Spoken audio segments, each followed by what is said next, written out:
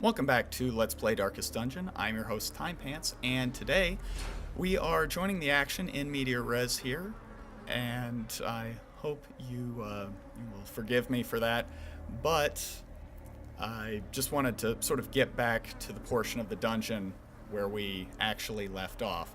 So as you can see here, we are going to be running a sort of a glass cannon-y party, an evasive party as well, I'm hoping. And I really like this sort of, I really like this sort of party setup. I feel like it's unique, it's interesting, and it sort of plays to the strengths of the individual, the individual sort of characters involved. So sort of my basic battle plan here is this. So we're going to start out every encounter by using using that fade, the shadow fade ability to ideally stun somebody, and if not, at the very least, we are going to get the dodge buff. Great, wonderful, already. Well, that's annoying. Already sort of working as intended. Great.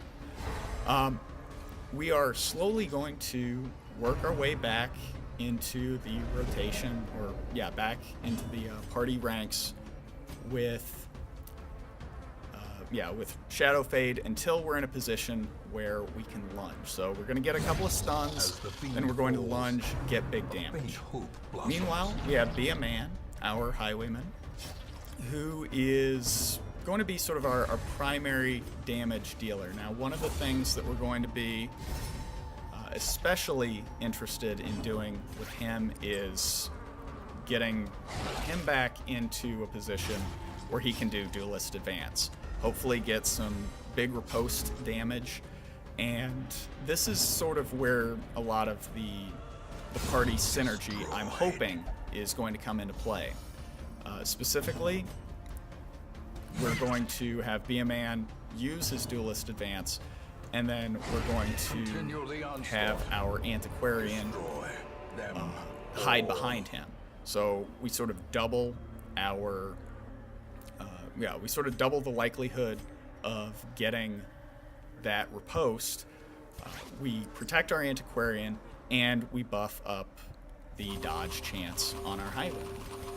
All of this sort of works well in, all of our party members sort of work well in concert with one another. So, probably to start, I need duelist's advance, and already I'm sort of, that first encounter as proof of concept is actually proving that the original party arrangement that I had might not be the best. I think we're going to want to, rather than to shadow fade first all the time, and of course I'm looking like a liar now, but rather than shadow fading first all the time, I think we are probably better off maybe using duelist advance first. We'll see how that pans out. Such a terrible that is a devastating attack, and that has really sort of crippled us in the early going. One thing that I definitely wasn't really cognizant of when I first set out here was this particular enemy, like the dudes with their skewering repartee. Those AoE attacks are going to completely ignore our dodge chance. Not our dodge chance. They're going to completely ignore our guard, which is, that's going to make the antiquarian much more vulnerable. It's going to negate one of the principal advantages of having a Houndmaster, and that's actually concerning. Fortunately, against every other enemy type, I think we're going to be okay. The question is, will we survive this encounter? So yeah, Duelist Advance is going to get him back up to the first, or to the second rank. She's going to guard, and then the... Oof. Death waits. I was going to say, then we have our Grave Robber lunge, and everybody is getting close to their optimal position. Or is it merely that didn't go well, and that actually brings me to another sore spot of this particular party. A moment of rest. Healing. We don't have much of it. It really, really, really sucks, but we don't have much healing at all. Our Antiquarian is our primary healer. Our Houndmaster, Scruffy, the janitor, he can heal himself, but other than that, we're kind of wanting for some sort of healing. So we're probably going to be relying on food more than you might expect, and I didn't bring much food, so already I can see that there are going to be some problems. I think Bandit Sense is going to be the smarter of the two options, increasing the surprise chance and reducing our possibility of being surprised. I think is going to be kind of crucial to our success here, because the party getting shuffled, as mobile a party as this is, the mobility is very specific. We really we can only advance productively with our Grave Robber from the third and fourth ranks. We can only back our Highwayman up from the first rank. We can only have him advance from the second through fourth ranks, and everybody else is sort of without much mobility. So yeah, I probably want to rearrange the party there. Antiquarian probably should not be in the front rank. Like, with a Vestal, you can sort of get away with it. That's sort of healer, but yeah, the Antiquarian is definitely a third or fourth rank only sort of character. So I was not expecting to run into health problems this early, that's for certain. So, gosh, what do we do about this? I think we start running sort of the game plan that we originally planned. I guess that's what you do with a game plan. We basically get back into sort of our default mode of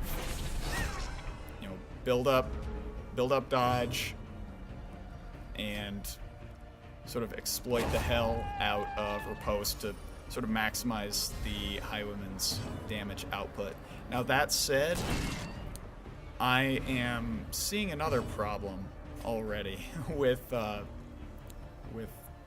sort of the arrangement that we have here. Please bleed, thank you. Yeah, his innate dodge is not that high.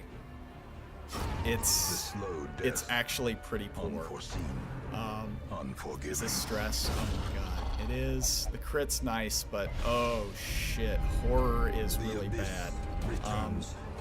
Thankfully, we planned ahead and brought laudanum, but that gets into our supply pretty deep. And yeah, healing is really a sore spot. Like, I'm genuinely concerned about where we go from here. Okay, well, at the very least, at the very least, we did find a treasure here. Hopefully this is a new artifact. It is for the abomination. Is it good? I don't feel qualified to comment on that. Yeah, like I said in the last episode, I'm not terribly impressed with many of the new artifacts because they leave off a very important, like, key stat in a lot of cases, that being accuracy. So you don't really get to reap the benefit of the set bonus most of the time because that means that you're always going to miss. Now, for some characters, that might be, you know, fairly negligible, but I'm kind of a risk-averse player in a lot of respects, especially with accuracy. I want my attacks to hit. Like, I really need for them to land all the time for me to feel comfortable with my party setup. That said, you know, they might... I don't have the full set laid out in front of me. There might actually be a lot more benefit there that I'm not seeing or not recalling, to where they do open up characters to sort of a brand new style of play. That's definitely a distinct possibility. So I don't want to rail on them too much, but yeah, it is something of a something. Prodigious size alone does not dissuade the sharpened blade. When you're trying to find sort of a use for the new artifacts. Okay, so again, health seems to be a bit of a sore spot. Now that said, our stress, although we're only, like 10, 12 minutes into the run, I guess we shouldn't expect stress to be much of a concern by this point unless something has gone horribly wrong. But stress is low, so that's good. What else? What other advantages am I seeing here? I'm trying to keep positive, but yeah, health definitely something we're Packs gonna laden with loot are often take low care on of. So supplies. what is the nightmare scenario here, if you will? The nightmare scenario. The nightmario. Well, I think it's pretty clear. If our party gets badly shuffled to the point where we need to take like a round or, God forbid, 2 rounds just to get everybody into their optimal fighting range, that's where things come off the rails, especially if we start taking health damage while we're getting everybody sort of set back up. Getting the party like badly shuffled, also real bad. I think the longer fights drag out, the more they have the ability, like the more things have the ability to kind of spin out of control for us. So, that's not good. And this is actually a perfect example. Thank you, Darkest Dungeon, for providing this opportunity to illustrate my point. Yeah, if we don't take, like, ideally 2 enemies out or significantly cripple 2 enemies in the opening round of combat, we're going to be taking way too much incoming damage to the point where something like, you know, all the riposts in the world don't matter if we're taking 10, 15 damage incoming for every 15 damage that we are offloading from the riposte. Secondly, and I think I started saying this earlier, and I kind of got sidetracked. Imagine that. Yeah, another major concern is that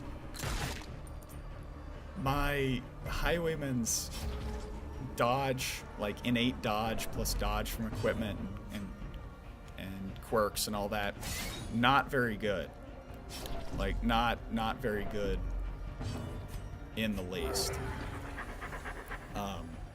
Yeah, and if we are burning turns with our offensive units, as we just did, trying to heal, that's a problem. So yeah, I'm afraid that we're not really making very productive use of our turns here.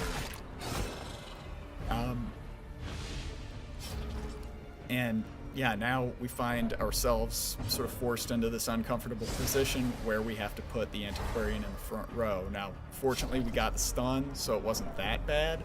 But I mean, let's sort of look at the reality of the situation here. We have characters that are bleeding out.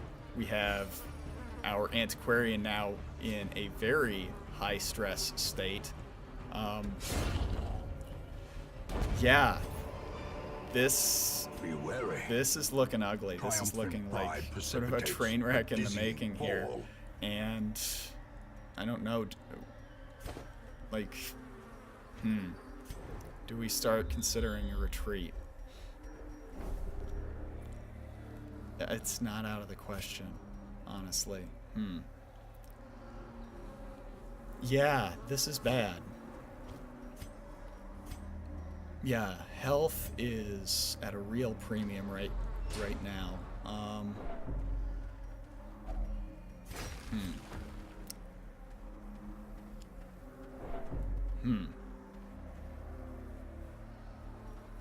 Like, I don't want to retreat 15 minutes into the run, but gosh, yeah, this is looking dire.